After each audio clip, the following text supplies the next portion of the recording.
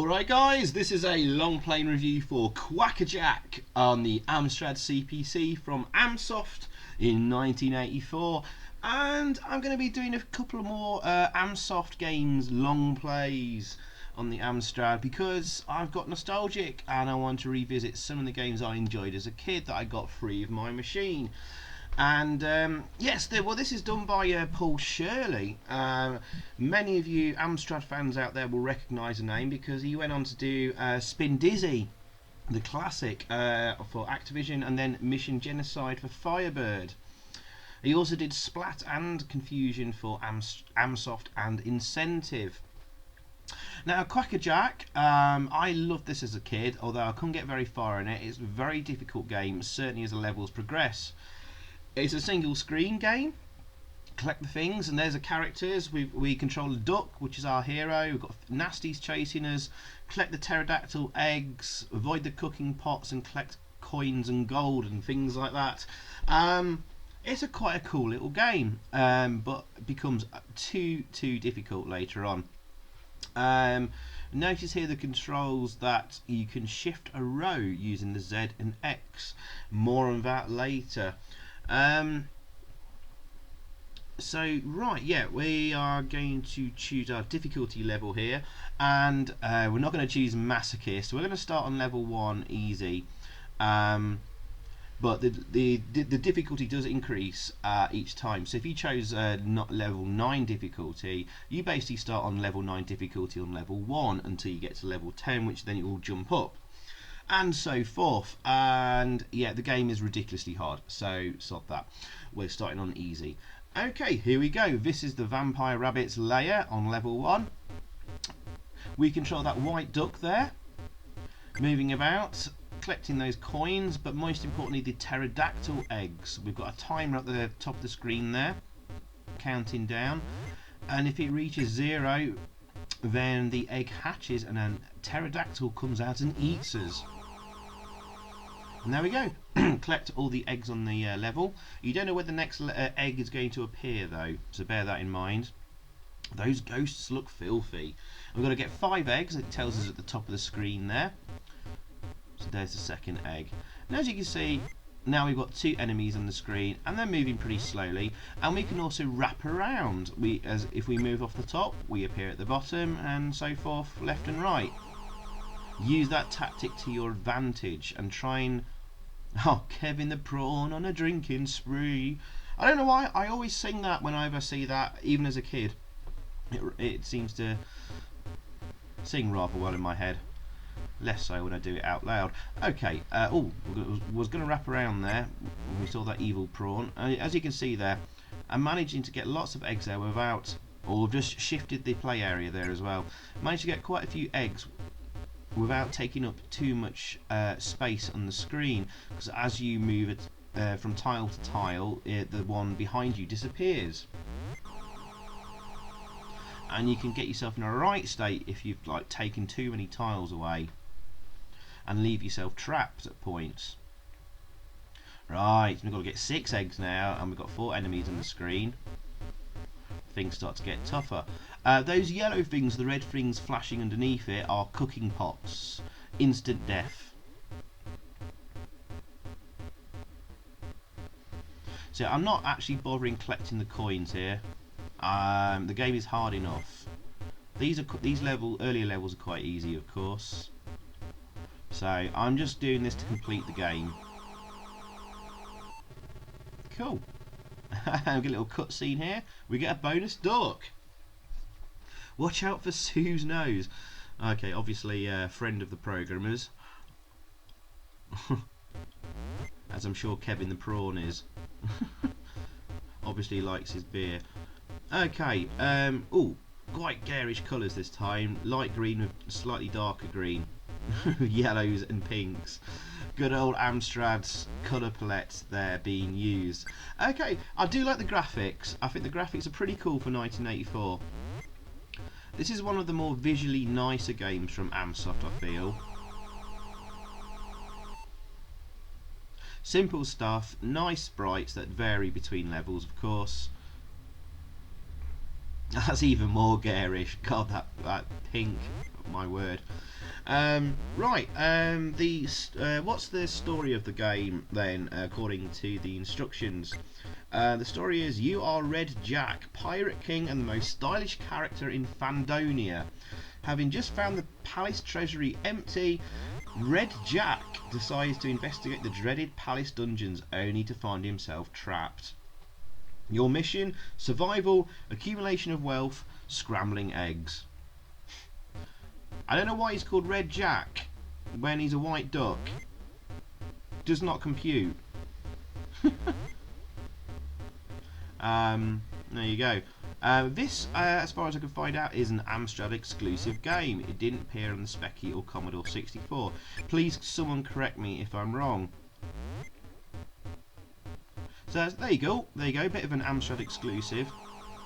And for those of you who don't know what Amsoft are, the company that produced this game and published it, Amsoft is Amstrad's own in-house publishing company that pumped out tons of games on the release of the Amstrad CPC, many of which were bundled with the machine when you bought it, which is a very, very clever move on the part of Amstrad, giving you lots of games to try out right when you bought them. Most of them were fairly rubbish, but there were some really good ones.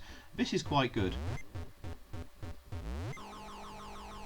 I don't know if you saw the level description for that level. I think they were taking the mick out of the Auric computers there. Sorry any Auric fans out there. Level 9, we've got 7 eggs to get this time. And you may notice I'll start shifting tiles around, and there you go, Z and X to move them left and right. You cannot move them up and down though, unfortunately, so you can only move left and right, and they can only move if there's nothing blocking it from moving off the screen. So if you've got a cooking pot on the say like the far right, and you're on the left and you want to move it right, it will refuse to warp around the object that's blocking its path. Does that make sense? I hope so, because it didn't make sense to me when I was speaking it out there. Okay. Right, this is where things start to get a little bit difficult. Look at the number of enemies on the screen this time. Loads. This is a bit of a unique level where it pumps out the most amount of enemies by far, but they move really slowly. They're snails, so you can run around them a little bit, but you take a risk doing so. Now, one tactic you could employ in this game is to try and trap enemies on like a little island. You can see there's a snail in the middle there, completely stuck. But by the next level onwards, forget it. Oh, I was just waiting for that snail to move there, if you wondered why I was pausing there. I was going to wrap around the screen. I wouldn't bother with that tactic of trying to trap enemies, because they just move too quickly. You just want to avoid them as much as possible. This is where the difficulty really starts ramping up now. As you can see, things are already moving a lot faster. As is yourself, Jack. And be patient at times.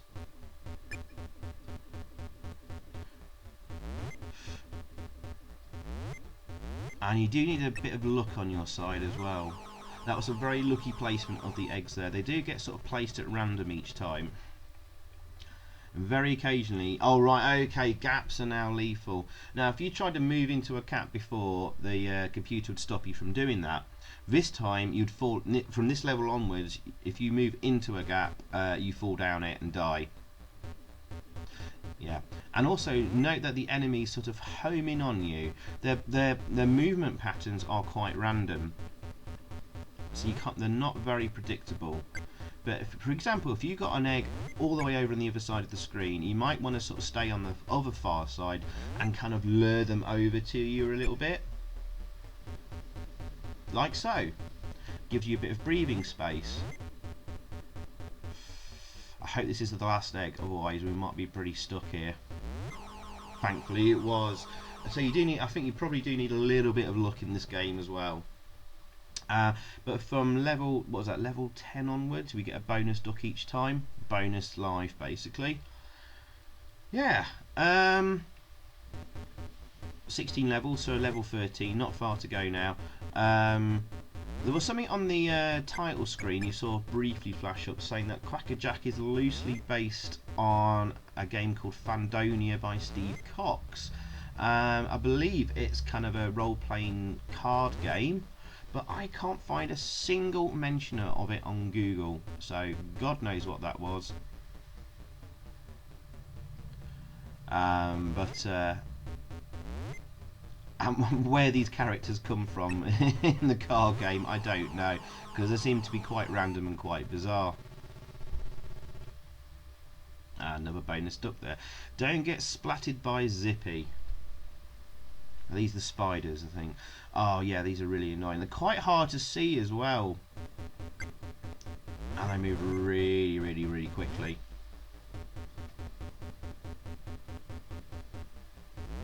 Really nice sound effects.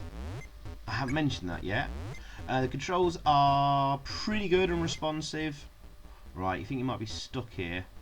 There you go, I'm shifting the platform to give me some space and warping around. Use those tactics.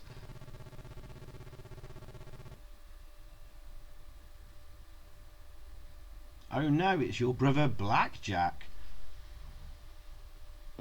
And this is the penultimate level as well. They're all the same characters. I'm right at the top left there, being patient, waiting.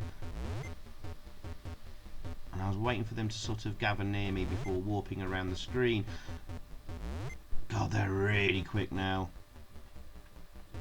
Thankfully, you do get quite a few lives to help you out.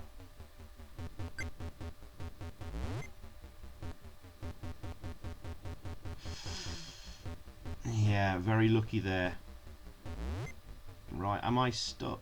No, I can move that a little bit so I can warp around there.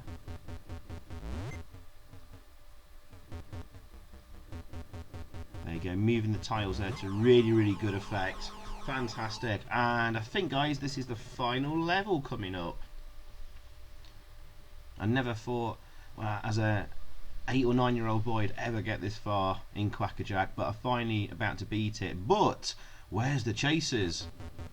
Yep, they are invisible until they move. Makes this level an absolute nightmare. So I'm going to die on this one. I'll tell you this now.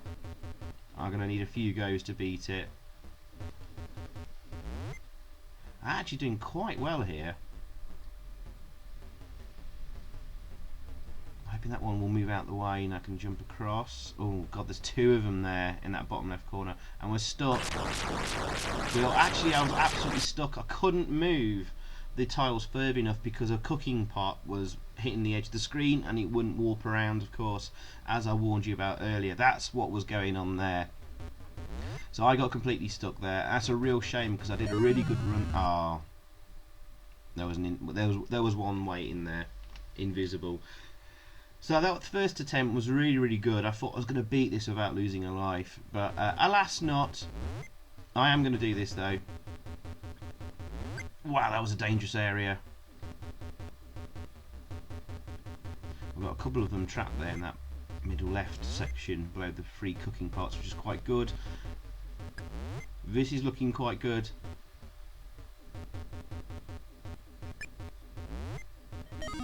Ah, there was one there I couldn't see. That's funny, I can't see any chasers, yeah. Oh, interesting placement of the cooking pots there. They all seem to be quite grouped together, so this is quite good. But it does mean more freedom of movement for the chasers. Whatever they are, looks like pink bugs, I think.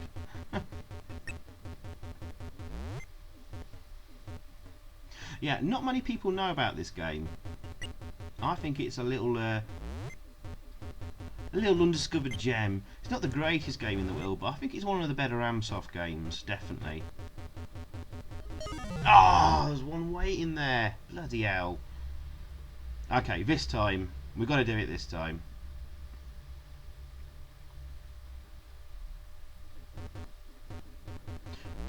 And then we'll see what happens when we complete all the levels. I was running one that was right there. It's not a good idea to remove all the tiles at the very edge of a screen there, like at the bottom. That's a bad move. Don't know why I did that. I think I got a bit panicked and frustrated, but I've done it. I've beaten Quack A Jack. We get a bonus stock, and do we get an end completion screen? No, unfortunately, it warps around to level 1, but now on masochist difficulty. So there you go, guys. That is Quack A Jack. I love that game. It is overly hard. I'm going to show you all the deaths now, and the Terraductile all the way to die. And as a review score, I'm tainted by nostalgia and rose-tinted glasses, maybe. I think I'm going to give it a 7 out of 10. And that... Oh, look at the placement of the enemy there. I'm going to get immediately killed and eaten. Bloody hell. So yeah, I think I'm going to give this a 7 out of 10, because I think for Amsoft and the year of release, 1984, just when the Amstrad had just been released, actually, considering all that, this is a really good game. Does it hold up today? I don't know. It's still quite fun.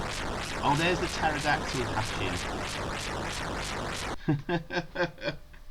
Yeah, we'll just fast forward on and kill ourselves because we accumulated tons of lives and we'll enter a high score there. But yeah, I think this could even work quite well on mobile if it was remade as a mobile game, perhaps, for the App Store and Android. Who knows? There you go, guys. Thanks for watching. I hope you enjoyed Quack A Jack, and look out for a couple more Amsoft long plays coming your way very soon. Cheers. Thanks for watching. Goodbye.